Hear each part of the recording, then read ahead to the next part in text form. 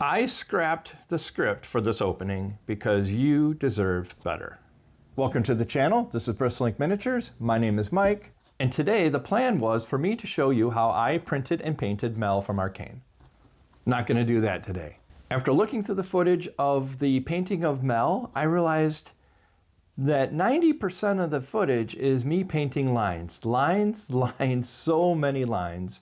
Lines, lines, everywhere, lines. And you guys don't need to sit here and be bored to death with me painting all these lines, semi-straight, some very crooked, and watch me paint lines to go back, clean up lines, to repaint lines over and over and over. So, not doing that.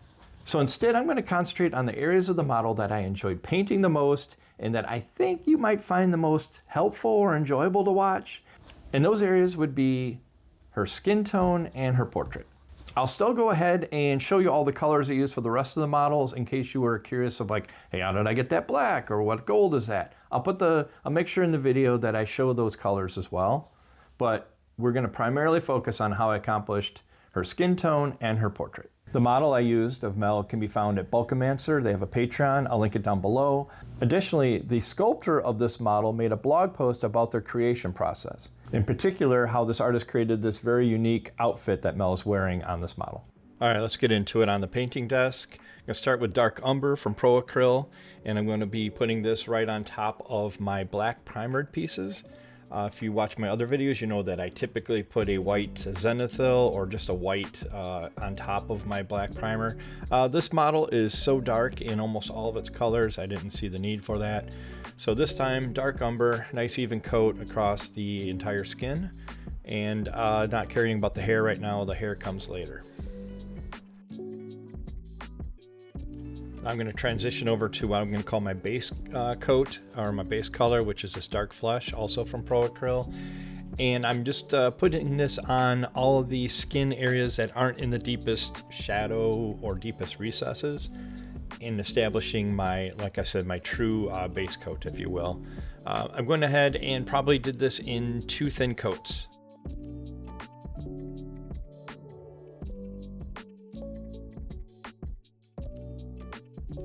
Switching to the first of my highlight colors is Scrag Brown from Citadel Paint. And now I'm focusing on where I know my highlights are going to be on the skin. It's going to be her forehead, her top of her nose, top side of her cheeks, the top of her chin, and really focusing on this color in those areas. You can see right there, it's a little wet, you know, kind of too reflective. After it dries, it won't be that shiny. Here we got a Scrag Brown now, and I'm introducing this Olive Flesh. Unfortunately, I forgot to hit record on the first couple passes here. I started with about a 50-50 mix of the Olive Flesh with the Scrag Brown. This is me towards the end of that, where I would continue to add more Olive Flesh and less of the brown to it, till I got my final highlight here on her face. Just really concentrating on those areas at the top of the cheeks, her forehead, her nose, etc. I'm using this Crusader Skin Speed Paint now, and literally I have 1 drop of the speed paint into my water, like 1 single drop. So what I'm doing here is I'm helping blending the transition between the highlights down to the main established color of her skin. So it's really helping with that nice smooth transition between those highlights and that. Only on the highlight to the upper parts of the skin, the upper parts meaning the parts that are facing to the light. In a moment here, right now I'm switching over, I'm doing the same thing, a single drop of this purple in with my water mix and my airbrush, and now I'm blending that highlight but down into more of the shadowed areas of her skin. Coming from the underside, I know it doesn't really, the angle doesn't look like it, but I'm coming from the underside of the model, and here's where now I have more of a softer transition of the highlights down into the base color of the skin, down to the kind of the shadowed areas. Switching over to her body, I'm hand brushing the same Dark Umber here as I put on her face, but I'm hand brushing it. My initial thought was I was going to brush paint all of her skin, including her highlights. And then at some point after I put this base coat on, I changed my mind with the concern that the art styles would be too different, of having a brushed highlight effect on her body but an airbrushed effect on her face would just look too jarring or too different. So I go ahead and I base coat this here, probably 2, maybe 3 thin coats to get a nice solid base, but then after that I transition over to the airbrush for the remaining part of the skin. After applying a coat of the dark flesh, and I'm coming in here now with that scrag brown and starting to determine where my highlights are going to be. So again, light source from top down, where are those highlights going to lie or land on her skin. Reference photos are always a great thing to have, especially if you're painting, you know, a color or a material or a texture, anything that you're not very familiar with. Having reference photos is absolutely the best thing I would recommend to do, you know, while you're doing this painting. Hitting her back as well. And now, if you can see in the airbrush, now I've transitioned over to that mixture of the olive flesh and the scrag brown. This is probably the 50-50 mixture. And look at the interesting thing. It's super thin going on the model. See how much lighter or paler it is on the model than what it looks like in the airbrush. Just the consistency here is key. Is it's really having this nice thin paint that you can come back and put multiple layers on if you need to keep boosting that contrast or boosting your highlight. But you can just see, you know, what a difference it is when you thin your paint. And doing the same on her back as well, hitting the highlights of her shoulder blades and her lower back. This model, her cape is covering up a majority of her back, so this really isn't seen that well, but I figured why not do it anyhow. We're here, let's do it. Now going in with, it looks like probably a pure olive flesh. It really isn't. There's still some of the scrag brown in there, but this is the final highlight that I'll be putting on in her skin.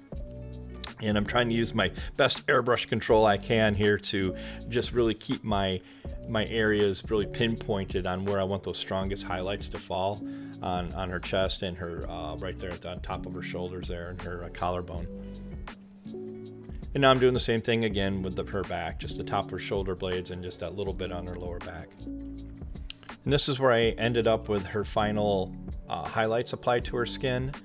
Now the final step that I'll do is I'll take that Crusader skin speed wash, again, single drop, literally one single drop in the water in the airbrush, and I'm just pushing this into the areas that I need to help that transition of the highest highlights down into her base skin color. I hope I'm just explaining that correctly.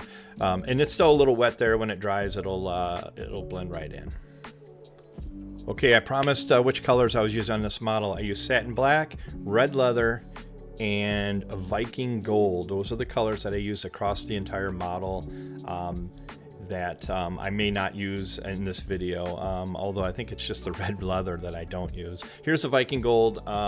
Doing this line work on her face is a very intricate little, thank goodness they're sculpted on here. That makes it a ton easier to put on her face. But all of her ornate gold decorations and that are on her face, painting that. And I used a coal black here for her eyebrows and her eyelids, mascara, if you will. This coal black is very flat, matte black, and I needed something that didn't have that same satin look, because that satin black will end up as her hair color as well. So I wanted something that was a little not quite as shiny as the satin black is. So coal black's perfect fit, and just taking my time, using my magnifying glass goggle things to really get a really zoom in look here. I can't keep them out of my frame entirely. I apologize for that, but hopefully I got the model in frame enough to kind of get the gist of what I'm doing here. Going super slow and just taking my time. I don't care if I get any in the eye, but I'm really being careful not to get any, of course, on her skin.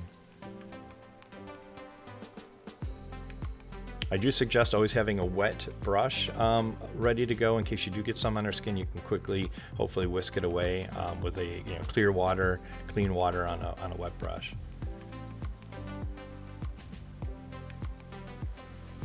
And here, hitting the bottom of her eyelids as well, just getting that last bit of her mascara, her trim there.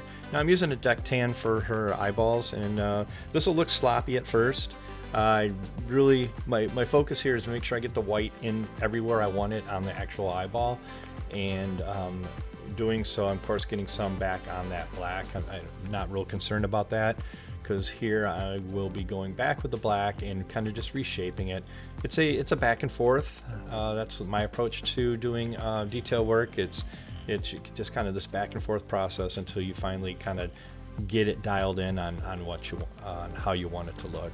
Here, just again reinforcing that bottom eyelid, getting that black line in there, and getting her eyes established the way I like them.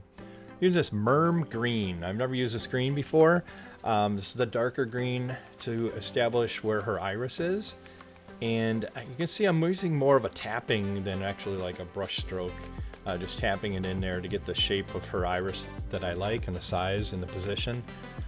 This is where you make the model look wherever you want her to look, and that's what I'm doing here. And then once that's established and dry, I'll go ahead and use the Slimer green. It's just obviously the lighter green, and I'll go in and do the same thing again, but I'm going to leave a little bit of that extra dark green around the rim of her iris, just to have the dual color there. Same as before, I'm using more of a tapping motion with my brush and actual like real true brush strokes. Just kind of like tapping that color in to give the eye the shape and the amount of color I want. It was probably two coats of the green to get it to the brightness that I wanted. And it's me. This is me going back and refining areas, putting the white back in a little bit where maybe I went too far, putting the black back in again. And like I said, it's like back and forth. Until you finally get the final look and shape and style that you want. And there with our pupil in, that's where I landed with her eyes. Here I'm switching to a violet red for her lips. This looks bright when it goes on, but as we know, reds go on bright and then dry darker. So I wasn't concerned that it wouldn't be the right color at the end. In case you're wondering where I'm coming up with the eye color and the lip color and everything, I'm going to go ahead and put a reference image up right here up now, where you can see the same thing that I was using as a reference when I kind of made these choices of her eyes. And the final step here for her face is to get some of this this eyeshadow in place, this blue, and it's very, very again watered down, and that's how it turned out. Onto the Satin Black by Pro Acryl.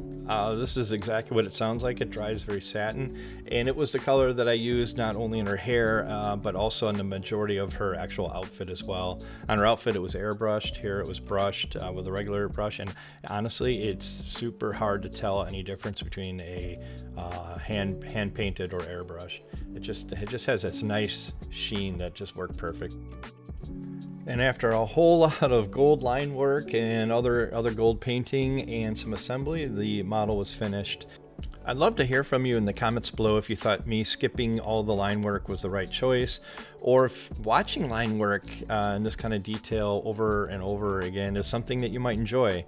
I'd just be very curious to know. And for those of you that stick around to the end of my videos, thank you so much. It is so greatly appreciated. And if you like this video, you might like the next one coming up as well. Thank you so much. See you next time.